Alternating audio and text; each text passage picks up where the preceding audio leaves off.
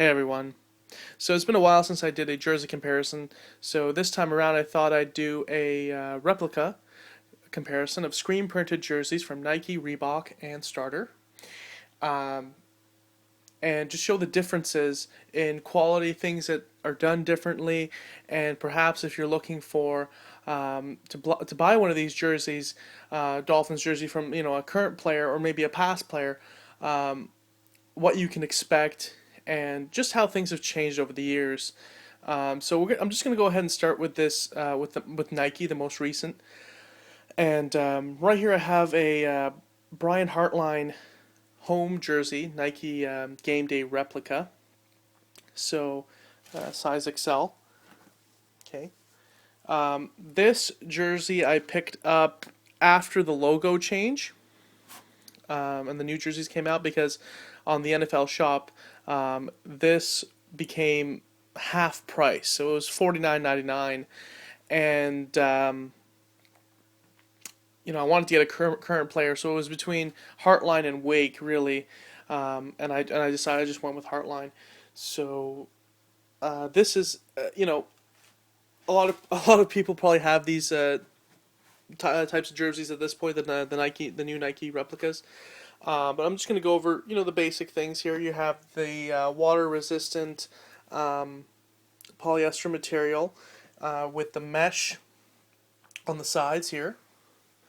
You got the nice quality jock tag, NFL logo in the rubber material. Okay. And then the screen print is very high quality. I've mentioned it in my other videos, but this screen printing is very clean, very precise. And again, it probably lends itself to the material that it's being printed on. It's very easy to print on, so that's probably why you won't see many mistakes. Okay, flip it over. Okay, it's got the dedicated nameplate as well. Now, a couple things to point out here is I just found, at first looking at these jerseys, I liked them, but after looking at them a little bit more, I just realized that the name sort of seems a little small. Now when I'm looking at it, maybe that's just a more minor complaint, but the printing for the lettering seems a little on the small side, just a bit. Again, this is not supposed to be a replica of an authentic jersey, but so minor gripe there. My main concern with these jerseys is the cut, so how it fits. Okay, so this is an XL jersey. I wear XL clothing all the time. This should be fine to wear. This should be a comfortable shirt to wear. Again, it's a little bit more like a dry fit material compared to these older jerseys. Of course, it's supposed to fit a little tighter, but the problem isn't the tightness. The problem is the cut. The problem is the cut right here, where this is stitched. It causes so many problems when you're moving your arms. So when you move your arms up, the whole jersey comes up. And I should probably do a video demonstration of that at some point. But for people who have these jerseys, and maybe I should just say for the people that do have these jerseys, they know that if you're wearing this out in public and you're trying to do some kind of activity, it's a lot more annoying than a lot of these other free-flowing cuts. I'm just going to do a quick comparison of the shoulder and the armpit cut here, and see how, just so you see how much flexibility there is. So that's about as far as you can move your arm. It's kind of like on a diagonal before the jersey starts to come up. Whereas on this Reebok, you have a full, almost 90-degree cut. So that really helps when you're trying to, do something and not just sit down somewhere. If you're sitting on a bus, it's fine, I guess. But for anything else, it's a little annoying how the jersey moves a lot. It gets pulled whenever you try to move your arm. So it's it's somewhat uncomfortable. I'm going to be honest. This cut, I'm not sure why they did it this way. Because again, this is a fan jersey. This is not supposed to be a jersey that the players wear. So the most important thing should be that this jersey is comfortable to go and wear to a game. And frankly, it's not the most comfortable jersey I've ever worn, and that's because of the cut for this whole shoulder section. Actually, it's not just the armpit; it's this armpit and this whole shoulder where the sleeve is stitched on. It's a nightmare, almost. I'm not sure why they did it that way, but they did. Okay, so that's the big negative for this jersey. These new Nike replicas. I mean, that's the number one thing I have a problem with. And currently, this is the only one I own. I got rid of my other ones, and I just pretty much got this. I don't plan on buying any more. If I'm going to spend money on this kind of cut jersey, not really that comfortable, I'm going to get at least stitching to go with it. But it's nice to have just one of these. If they go on sale sometime, I might pick some up in the new Dolphin style. Okay, but yeah, these were just released in 2012 for one season. So once it makes this design a little bit more rare, I suppose. They're Nike made with the old Dolphins design. So that's the Nike game day jersey. We'll just put that aside for now. We've already seen it. Free up some space, and we'll move over to what a lot of people are still familiar with, the old Reeboks. The old Reebok jerseys. So here we have a Zach Thomas away jersey, size XL. So it's the same size, supposedly, as that one. But let me tell you, this is a lot more comfortable. This is a lot baggier. So, the downside with the baggier jersey is you sometimes just look like a gangster, I guess, even when you don't want to. It's a really baggy feeling. Sometimes I like to believe it or not, I like to tuck in the jersey inside my jeans sometimes to make it look less baggy. But this makes you look is a little bit more slim fit, dry fit. This is a little bit more baggy, but it's so much more comfortable. This jersey is, you're going down to you pick up some groceries. You want to wear this jersey to represent your team everywhere you go, and it's comfortable for doing things that you really don't want to dress up for. So it's a very casual jersey that a game replica should be. It should be like a casual, a little more than a t-shirt, of course. But anyways, let's go into the specifics here. Jock tag. It's a little bit cheaper made. It's not as thick as the Nike one, but it's a jock tag. Here you have the big mesh. So it's almost the opposite of the other Nike jersey. Most of the front of the jersey is mesh, and then you have this thin little strip of just solid polyester. The rest of the jersey is just solid polyester that you don't really see anymore. This was really prevalent in the 90s and 2000s, this kind of material of polyester. But nowadays, everything seems to be, even when you go buy shorts, you don't see this very thin, cheap polyester anymore. You see a lot of the dry fit, sort of Under Armour, Nike dry fit sort of material. So this, this is a lot cheaper made. It's a lot thinner, but God, this kind of stuff was so much more comfortable. For just casual wearing. Here we have the tag there, and then you have the Nike equipment logo, and this is like a stitched, it's not plastic or anything, but it's still, it's durable, it's not thin or anything. Printing, very clean on the logo as well.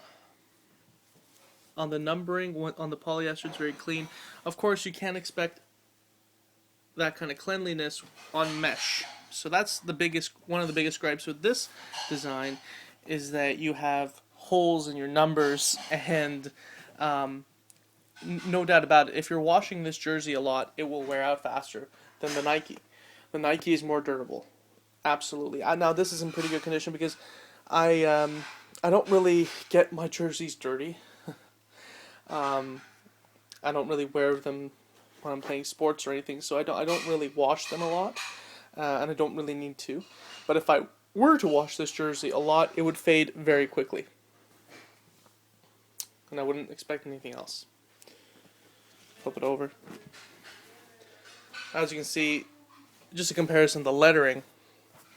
This is nice and big versus the lettering here. There's definitely a size difference, and it's not just because his Heartline's name is a little bit longer. There's definitely a size difference in the lettering. Okay. Nice big 54. Again, these jerseys are very comfortable.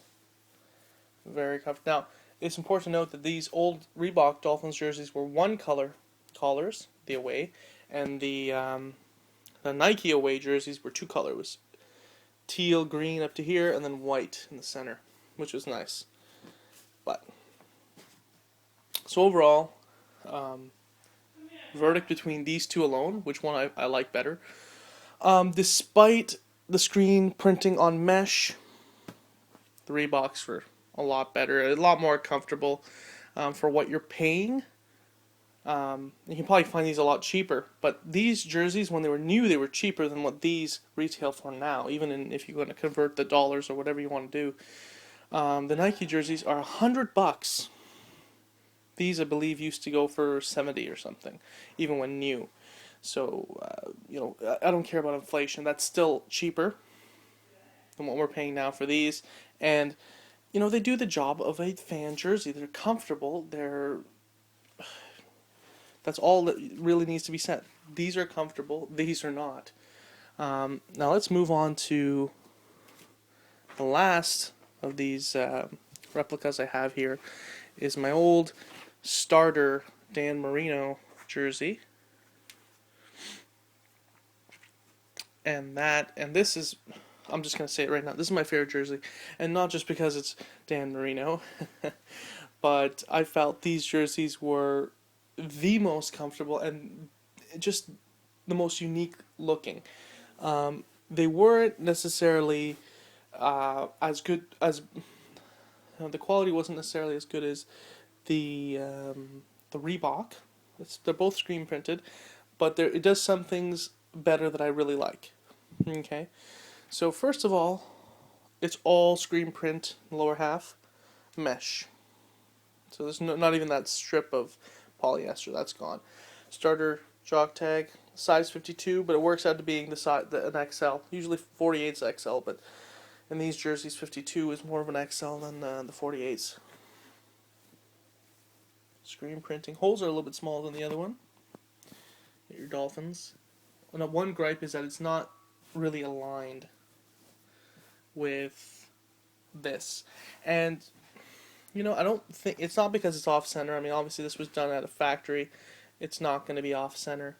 But it's just the way that this folds in diagonally. It gives the impression that this is off center by a lot. And it really isn't. It's just strange. That's the only thing. Shoulders, you have huge Dolphins logo. If you want to compare it to these other ones, that's the Reebok. And that's the Nike. It's a lot bigger. And what I like is this part, the team color jersey, isn't actually painted. It's just a jersey itself. The only part that's they're painted on is anything that's not teal.